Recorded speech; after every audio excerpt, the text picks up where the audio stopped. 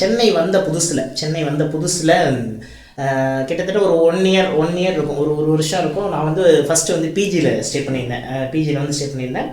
அங்கே நான் என்னுடைய நண்பர்கள் அப்படி இருந்தோம். அன்றைக்கி ஒரு நாள் நாங்கள் எதேச்சியாக வெளியே போயிட்டு இருந்தோம். வெளியே நானும் என்னுடைய ஃப்ரெண்டும் சும்மா பேசிக்கிட்டு போயிட்டு இருந்தோம், ஏதாவது சாப்பிட்டு வரலாம் அப்படின்னு சொல்லிட்டு. அந்த பர்மா ஃபுட்டு ஒன்று இருக்கும், அத்தோன்னு சொல்லிட்டு. எத்தனை பேர் ட்ரை பண்ணியிருக்கேன்னு தெரியாது, வாய்ப்பு இருந்தால் சாப்பிட்டு பாருங்கள். இப்போ இங்கே அத்தோ மேட்ரு கிடையாது. ஏன் சொல்கிறேன்னா, அந்த அத்தோ சாப்பிட்றதுக்கு நானும் என்னுடைய நண்பரும் போய்கிட்டு இருக்கோம்.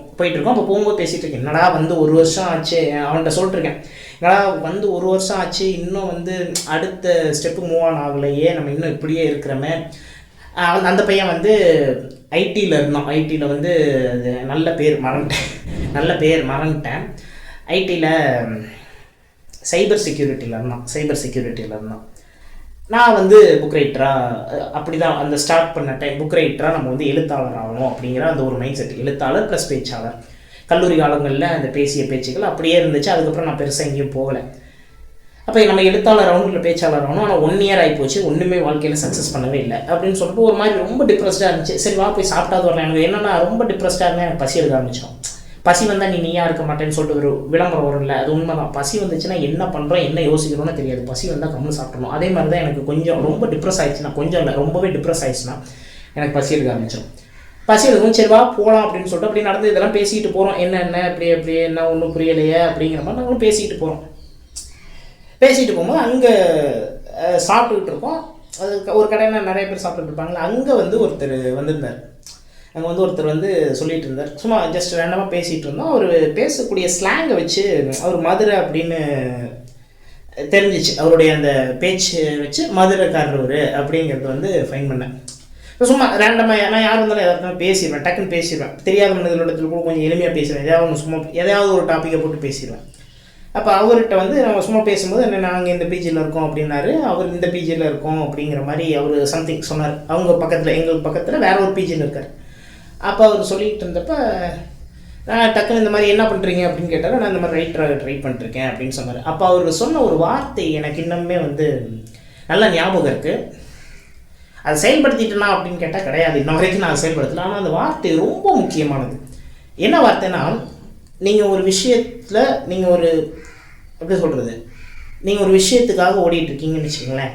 அது ஓரியன்டாக இருக்கக்கூடியவர்கள் உங்களுடைய நண்பர்களாக இருந்தால் நீங்கள் நிச்சயம் வெற்றி பெற்று விடுவீர்கள் அப்படின்னாரு. எத்தனை இது புரியுதுன்னு தெரில.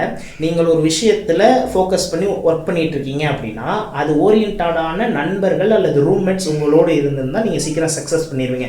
டைரக்டராகவும் துடிக்கிறவன் இன்னொரு டைரக்டராகவும் துடிச்சிட்டு இருப்பான் பார்த்தீங்களா, அவன மாதிரியே. அந்த மாதிரி மனநிலை உள்ளவர்களோடு அவன் சேர்ந்திருந்தால் அவன் ஃபோக்கஸில் அவன் இன்னும் அடுத்தடுத்த நிலைக்கு கொஞ்சம் வேகமாக போயிடுவான் அப்படின்னு சொன்னார்.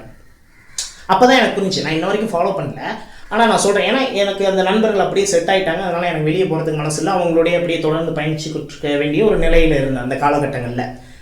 இந்த உலகத்தை பற்றி பெரிய புரிதல் இல்லாத அந்த காலகட்டம். நான் உங்களுக்கும் சொல்கிறேன், நீங்கள் ஒரு விஷயத்தை ஸ்டார்ட் பண்ணும்போது அல்லது நீங்கள் ஒரு விஷயத்துக்காக ஒர்க் பண்ணிட்டு இருக்கும்போது அது ரிலேட்டடான அல்லது உங்களுடைய மனநிலையை ஒத்து இருக்கக்கூடிய அல்லது உங்களைப் போலவே அதே துறையில் முன்னேற வேண்டும் என்று துடித்து கொண்டிருப்பவர்களோடு நீங்கள் கூட்டணி சேரணும்.